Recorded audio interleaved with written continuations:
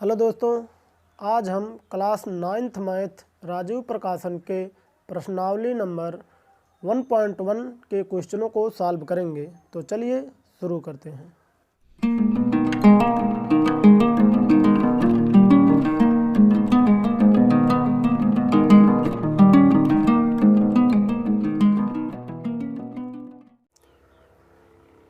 देखिए, question number first है, क्या शून्य एक परिमेय संख्या है? क्या इसे आप p/q के रूप में लिख सकते हैं, जहाँ p और q पूर्णांक है और q बराबर नॉट इक्वल टू 0। तो देखिए, पहले आप समझ लीजिए कि परिमेय संख्या किसे कहते हैं। देखिए, परिमेय संख्या जिसे हम p/q के रूप में लिख सकें। देखिए, जिसे हम p/q अर्थात बटे के रूप में, p/q का मतलब अंश बटे हर के रूप में। p हमारा अंश हो गया, ये हमारा अंश, ये बटा हर। जिसे हम अंश बटा हर के रूप में लिखें उसे परिमेय संख्या कहते हैं। और हर का मान हमारा कभी भी 0 नहीं होना चाहिए। जैसे देखिए, हम लिख लेते हैं 5, अंश हमारा 5 है, चाहे अंश कहिए चाहे p कहिए, ठीक है। p हमारा 5 हो गया, अंश हमारा 5 हो गया। हर हमारा यहाँ 0 नहीं होना चाहिए, यहाँ 0। q हमारा 0 नहीं होना चाहिए, हर हमारा 0 नहीं होना चाहिए, ठीक है। 0 से अधिक कुछ भी, 1 2 3 4 5 कुछ भी हो, लेकिन 0 नहीं होना चाहिए। इसका मतलब ये है q बराबर नॉट इक्वल टू 0, मतलब q का मान हमारा 0 नहीं होना चाहिए, ठीक है ना। तो 5/1 यही हमारा परिमेय संख्या है, ठीक है। तो देखिए क्वेश्चन क्या कह रहा है, क्या शून्य एक परिमेय संख्या है? जी हाँ, शून्य एक परिमेय संख्या है। तो आप लिख सकते हैं हाँ, शून्य एक परिमेय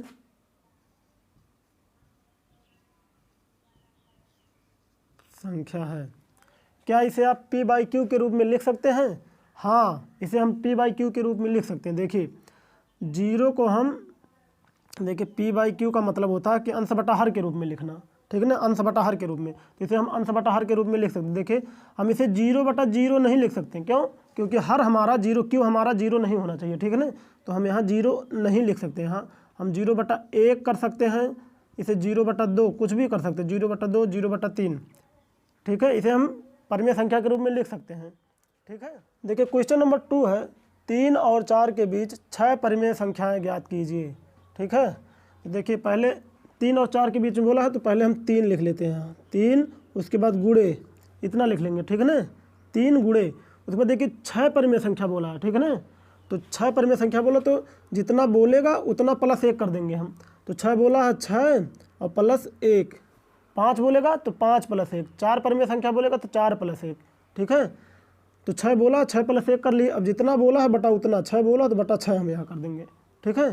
तो देखिए हमारा कितना हो जाएगा, 3 है तो 3 ही रहने देंगे, गुणे है गुणे लगा देंगे। उसके बाद 6 + 1 ये हमारा 7 हो गया, और बटा 6 है तो बटा 6, ठीक है। तो ये बराबर हमारा देखिए हो जाएगा 3 × 7 = 21, 3 का 7 में गुणा होगा तो 3 × 7 = 21 हो जाएगा, और बटा हमारा 6, ठीक है। अब फिर देखिए 4 है तो 4 यहाँ लिख लेते हैं हम, 4, फिर गुणे लगाएंगे।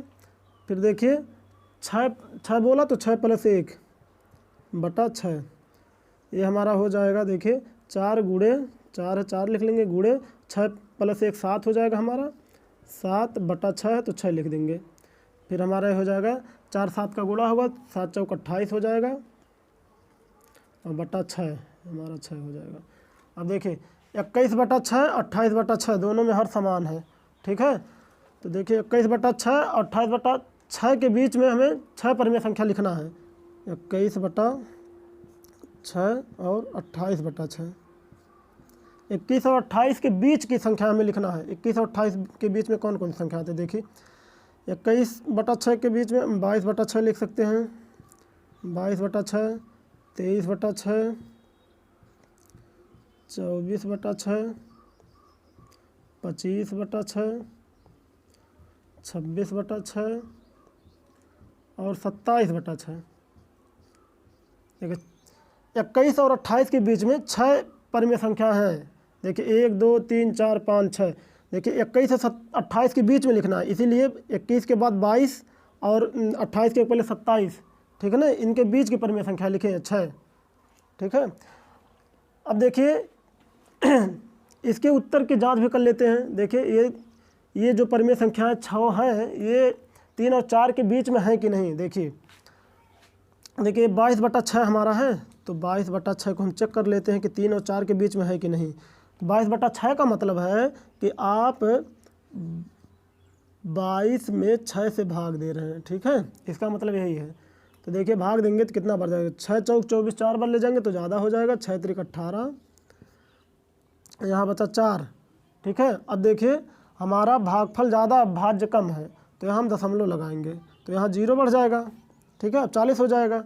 अब देखिए 6 छक 36, ठीक है, फिर देखिए 4 हमारा बचेगा, ठीक है। एक बार दशमलव लगा लिए तो मतलब आवश्यकता अनुसार अब 0 बढ़ा सकते हैं, फिर यहाँ 0 बढ़ाएंगे तो 40 हो जाएगा, फिर 6 चौक 36, मतलब फिर उसके बाद 4 बचेगा, मतलब बार बार ये 6 रिपीट होगा, तो यहाँ हम बार लगा देते हैं। यहाँ बार लगाने का मतलब है कि ये संख्या बार बार रिपीट होगी, ठीक है।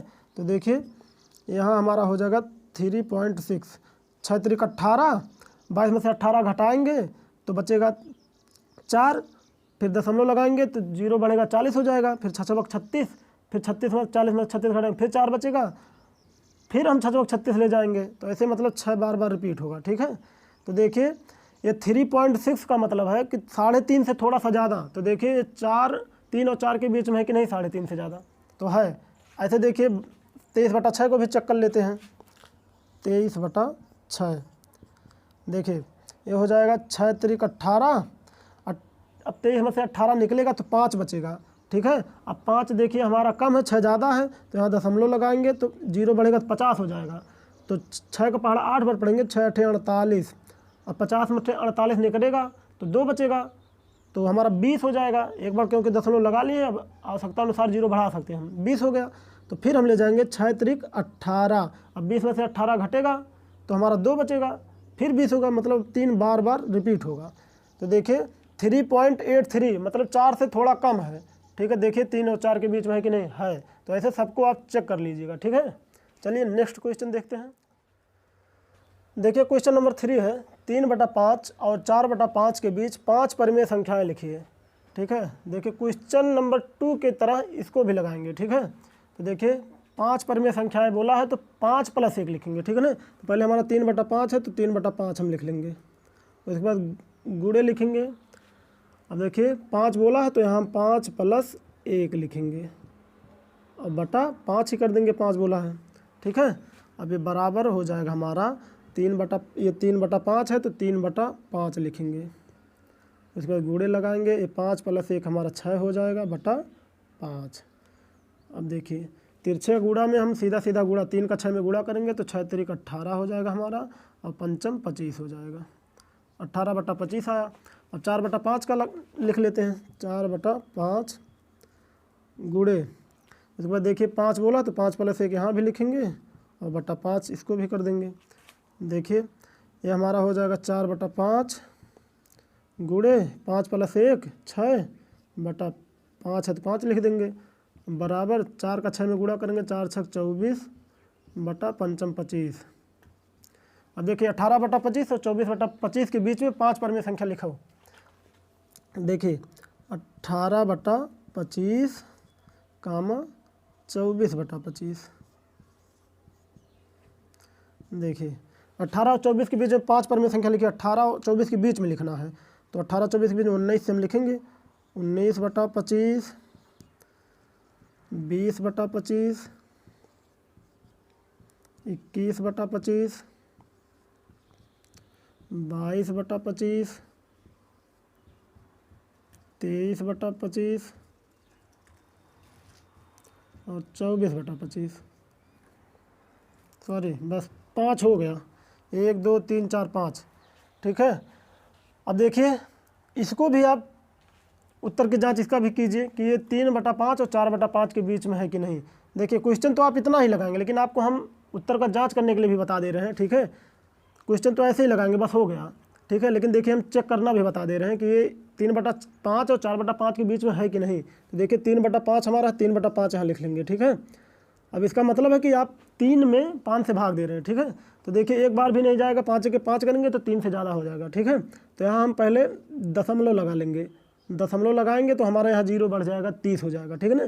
तो 5 का पहाड़ा 6 बार पढ़ेंगे तो 5 छक 30, ठीक है ना। और 4/5 का करके भी देख लेते हैं, 4/5, यहाँ दशमलव लगाएंगे 0 बढ़ जाएगा, 40 हो जाएगा, ठीक है ना, क्योंकि एक बार भी नहीं जाएगा। भाज्य हमारा भागफल से कम है, 5 से कम है 4, तो एक बार भी नहीं जाएगा। तो दशमलव लगाए, 0 बढ़ गया तो 40 हो गया। तो 5 का पहाड़ा 8 बार पढ़ेंगे तो 5×8 = 40। तो देखिए 0.6 और 0.8 के बीच में ये सब संख्याएं हैं कि नहीं। देखिए पहले 19/25 को हम चेक कर लेते हैं, 19/25, ठीक है। तो देखिए ये 19 कम है, 25 ज़्यादा है, तो एक बार भी नहीं जाएगा। तो यहाँ दशमलव हम लगाएंगे तो 0 बढ़ गया, 190 हो गया, ठीक है ना। तो 25 सत्ते 175 पहले हम ले जाएंगे, 7 बार ले जाएंगे तो 175, हमारा 190 में से 175 घटेगा, 15 बचेगा। तो एक बार दशमलव लगा लिए तो 0 फिर बढ़ जाएगा, ठीक है ना। तो 150 हो जाएगा, 150 हो जाएगा। तो 25 छक्का 150 होता है।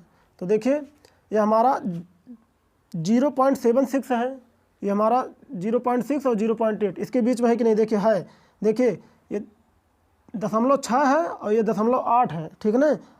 पहला अंक की तुलना पहले अंक से किया जाता है, ठीक है ना। इसमें देखिए पहला अंक 6 है और पहला अंक 8 है, ठीक है ना। इसमें पहला अंक देखिए 7 है। तो देखिए 7 6 और 8 के बीच में है कि नहीं, है। 6 7 और 8 के 7 जो है 6 और 8 के बीच में है, ठीक है ना। तो देखिए ये 3/5 और 4/5 के बीच में ये है, इसलिए 19/25। ऐसे आप सबको चेक कर लीजिएगा, ठीक है। चलिए नेक्स्ट क्वेश्चन देखते हैं। देखिए क्वेश्चन नंबर 4 है, नीचे दिए गए कथन सत्य है या असत्य, कारण के साथ अपने उत्तर दीजिए। देखिए पहला नंबर है, प्रत्येक प्राकृतिक संख्या एक पूर्ण संख्या होती है, ठीक है। तो पहले देखिए हम लोग प्राकृतिक संख्या समझ लेते हैं कि प्राकृतिक संख्या किसे कहते हैं। गिनती करने वाली संख्याओं को हम प्राकृतिक संख्याएं कहते हैं। जैसे 1 2 3 4 5 अनंत तक, 1 से लेके अनंत तक की संख्याएं प्राकृतिक संख्याएं कहलाती हैं। देखिए प्राकृतिक संख्याएं,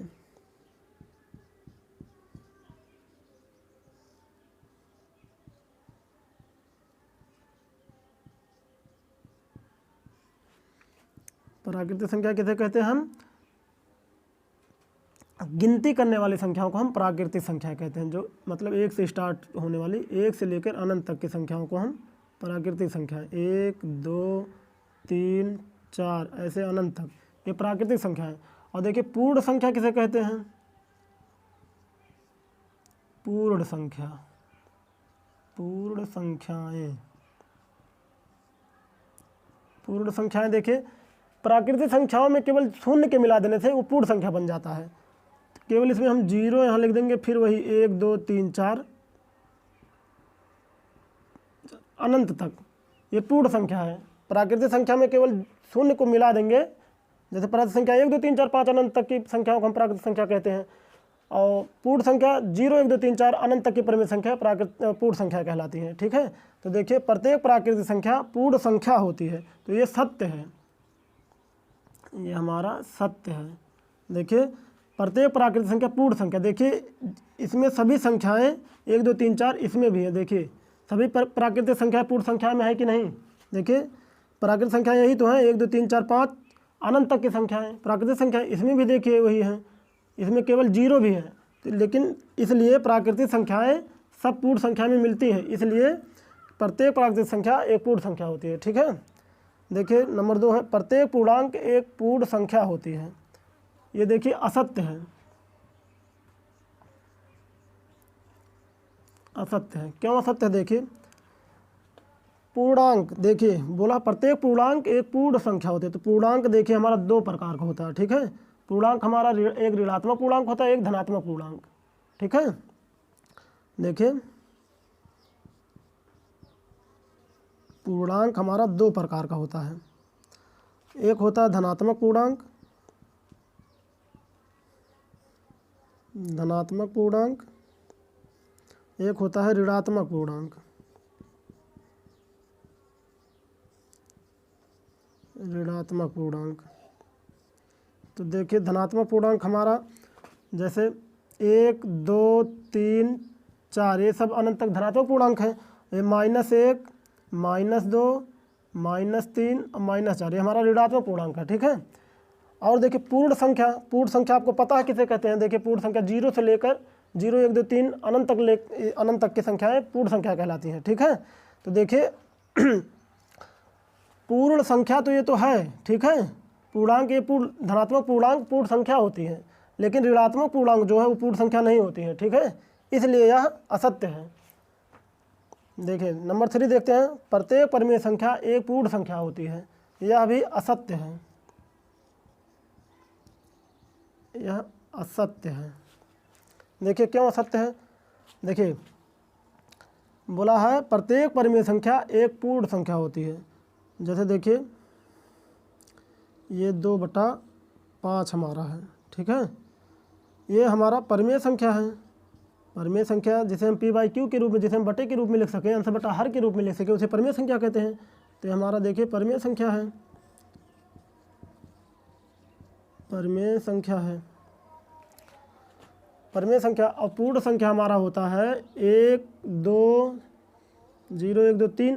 तो देखिए ये बटे के रूप में है, ये परिमेय संख्या, ये पूर्ण संख्या नहीं है, इसलिए यह असत्य है, ठीक है। और पूर्ण संख्या हमारा ऐसे होता है 0 1 2 3 अनंत तक की संख्या पूर्ण संख्या कहलाती है। आशा करते हैं आप लोगों को समझ में आया होगा। आप लोग अपना राय कमेंट बॉक्स में ज़रूर दीजिएगा। धन्यवाद।